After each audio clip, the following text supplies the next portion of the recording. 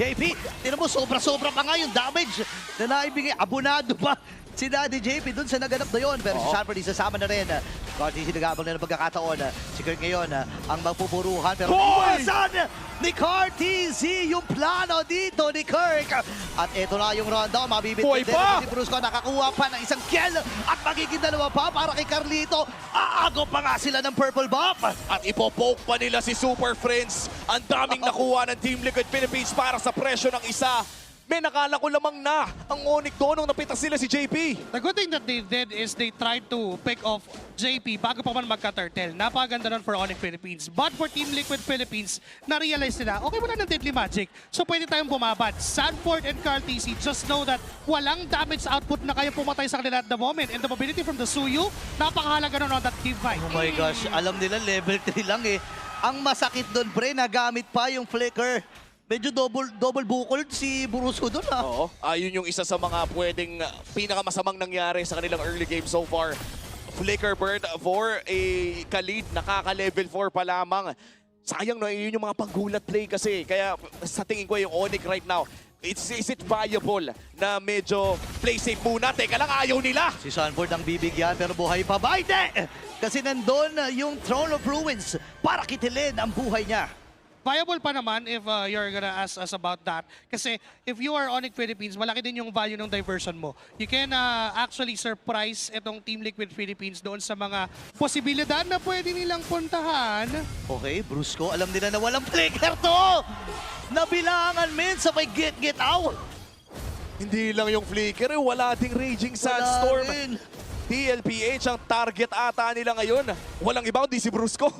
Nakita rin ginamit yung Glorious Pathway para talaga ma-secure yun. And this is also what we've been talking about during the Keys to Victory, the high uptime stuns na meron ang Team Liquid. Considering that they have the silos, ang mabilis lang yung cooldown ng Kotong na yun. And paulit-ulit lang na ganun yung ginagawa ng Team Liquid Philippines because they know na 2 minutes yung cooldown ng flicker. And that's the only way that the Khalid can survive kung wala siyang Raging Sandstorm. At ngayon may magsisimula na laban para sa Pagong. Diversion play mula sa Onyx Philippines para mag-reposition at rekta kay Sanji ang play. Naku, naiwasan yung Raging Sandstorm pero yung Throne of Ruin ay tumama.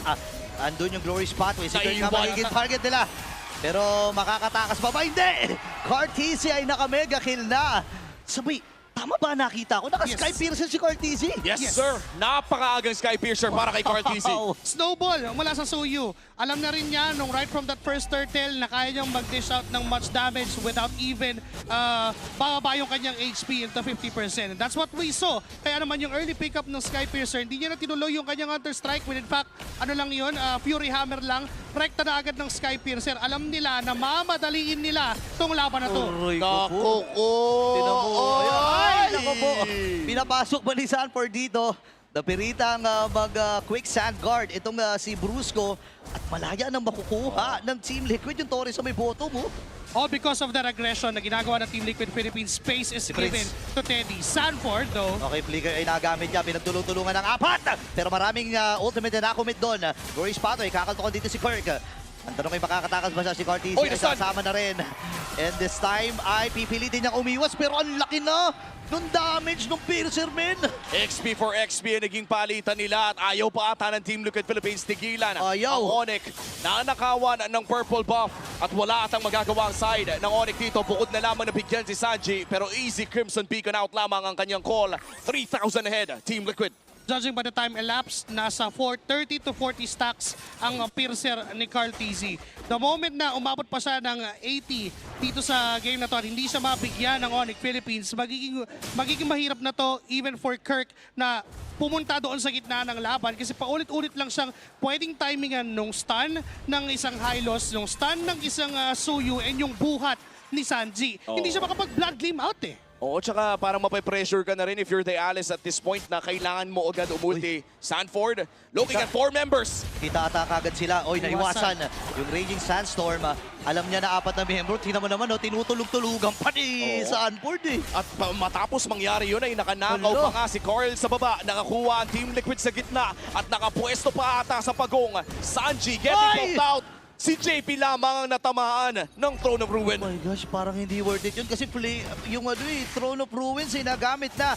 May malaking ultimate na kulang para dito sa Onyx. JP, tinan mo sinasalo lang lahat ng mga punishment na nanggagaling dito sa Onyx at malaya nila nakuha yung huling pagong ng larong to. Perfect turtle take para kay Carl TZ at mukhang may play na naman ang Team Liquid Philippines sa taas. Si Santore ang kanilang makukuha. So far for the past 2 minutes, Joshi, mukhang Team Liquid ang nanaig sa lahat ng objectives. Literal na nila landslide at bumubulusok ang Team Liquid Philippines. But the good thing for Onyx Philippines is that hindi pa naman namamatay itong si Xavero. Continuous pa rin yung farm niya, mabagal man, pero hindi pa rin naman siya napipigilan, hindi pa rin nasa stop yung pagsiscale ng carry. And this is the remaining win condition for Onyx Philippines. Kailangan na rin tulungan ni Super Prince, ganyan, na bilisan yung pag-ikot neto ni Xavero, dalhin siya doon sa mga lugar na kailangan niyang makapag-farm para din mapabilis. Kasi kailangan na siya eh. Kailangan na ng damage output ng carry. Naku, sobrang kailangan na talaga. Ngayon, medyo nakukulangan ng setup dito ang Onyx.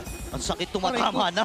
Yung mga Evil Queller, napakahapde. At si Teddy, nako, steady na naman sa kanyang pagbabasag. Tumatrabaho na lang si Teddy doon sa may bandang itaas. Makakakuha ng tore ang Onyx Philippines doon sa bottom lane matapos ang wave na inasikaso nila a few minutes ago. Pero sa ngayon, Team Liquid Philippines pa rin ang mahawak na malaking kalamangan ng 5,000 at para bang hindi na nila pinapalabas ang Onyx around those turrets, hindi makapasok sa gubat ang side ng Onyx. Ang hirap pumasok talaga niyan. Alam mo, hindi lang yan ang nahihirapan eh. Even si Xavero, pinag-usapan natin kanina, siya ang pressure eh. Pero ngayon, parang siya atang binubuhusan ng pressure dito eh. Buong Onyx Philippines actually ay pinipressure ng Team Liquid Philippines. They have to stop targeting Sanford at this moment. Hindi worthy na buhusan mo ng skill yung Uranus at mabigyan ng malayang farm ang isang Claude or even itong si Carl TZ. Because the moment na yes, mapatay nyo si Sanford, yes, ma-burst down nyo yung Uranus, pero wala na kayong ibibitaw once pumasok na yung Hylos together with the 3 members of Team Liquid Philippines. Now, it's a perfect time for Onyx Philippines to stop fighting at this moment. Kalma lang, kumbaga. Tiis lang. They have to farm. They need time. And speaking of time, oras na rin ito para sa Team Liquid Philippines sa kunin ang pinakaunang Lord ng larong ito. So far, perfect objectives para sa side ng Team Liquid Philippines. First Lord, 3 Turtles, Carl TZ making it happen para sa Team Liquid Philippines. Men, gusto ko lang sabihin na level 15 na si Carl TZ, 9 minutes and 18 seconds ata dito sa larong ito. Ganon ka-dominating itong pinapamaalas ngayon ng Team Liquid. Oo, at hinihintay pa nila yung upcoming Lord. So far for Onyx Philippines, wala pa namang nakukuhang inhibitor turret. This is good news para sa Sonics. Kaya pa nilang dupepensa, kaya pa nilang mag-scale up on this carry pickup. Pero kung lalagyan natin ng oras, pare, ano ba yung oras na inaantay? Ano ba ang Onyx time para sa larong ito? 15 minutes or 17 minutes, ganun pa kalayo kung tutuusin. And if Team Liquid Philippines manage to get those outer turrets done, hahaba pa yun. Kailangan pa ng oras, kailangan pa ng farm kasi even yung mga minion waves, pwedeng pigilan ng Team Liquid Philippines na magbigay at magpadala ng minion waves. Pwede nila i-freeze yung 3 lanes. Oo, and sa ngayon mukhang yun ang kanilang tinatrabaho. Pero mukhang makakadepensa naman sa mid lane ng side ng Onyx Philippines. Xavero still very healthy in this game. 0-0 and 0. You would rather have that. Kung low kill score game, at least hindi namamatay yung gold laner nyo. Oo nga, no? Dito masasabi natin, parang kung titingnan mo, no, base dun sa KD, parang wala pang nagagawa itong 2 gold laner nito. Pero kitang-kita kung ano yung laki ng kalamangan ni Teddy dito, no? Kung malaya siya nakakakuha ng farm, and even yung Trinity ay buo na rin sa kanya. Oh, no? that's 1 item differential.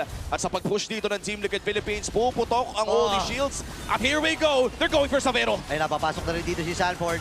Tumama yung Throne of Ruin, pero asan yung follow-up mula sa Onyx? Cartesi ay monster kill na. At Sanjay! si Sanjay na iniiwas-iwasan yung mga balasa ng baraha. At si Carl ay nakadalawa na rin. 2-man down para sa Onyx. Sky Piercer making it happen para dito kay Carl TZ. Wala man sila nakuha ng inhibitor turret, ay may nakuha silang 2 kill. Hindi pa ata titigilin ng Team Liquid Philippines ang pag-push nila. They want mid lane. Kailangan makakuha sila ng isa. Ayaw talaga tantanan, pre. Andito si Xavero at pumiprihit lang. Sinasalo lamang ni Sanford lahat ang damage. Pat na parang hindi nga bumabakat, men. Talagang naka-flex lang dito si Sanford against 4. Ito yung lamang ng Team Liquid Philippines. At 10k gold lead clearly reflects on what's happening sa mapa. Nandun yung damage output ng Onyx Philippines pero kulang pa rin talaga. Naipit na yung Team Liquid dun sa top lane. But then there are no casualties yet. Papasok ulit sila. Glorious Spotter yung nagamit. Pinipilit nila na umiwas si Xavero. Ipitata si Kirk. Nagamit yung kanyang... Naku po! Cartesi ay legendary na 8-0 in 1, ladies and gentlemen. At nandito na yung flex ng mga machong horse. Sanji ay Gagamit din yung Crimson Beacon. Apat ng miyembro lang natitira para sa Onyx. Magiging 3 na lang binibilangan na ng Team Liquid. Talagang aarangkada na ang Stampede dito ng TL. May mga flips na rin sila na ginagawa. Pumasok din si Sanford with a flicker. At ready nang umarangkada ang TLPH. Undefeated sa first leg ng regular season 17. Team Liquid Philippines.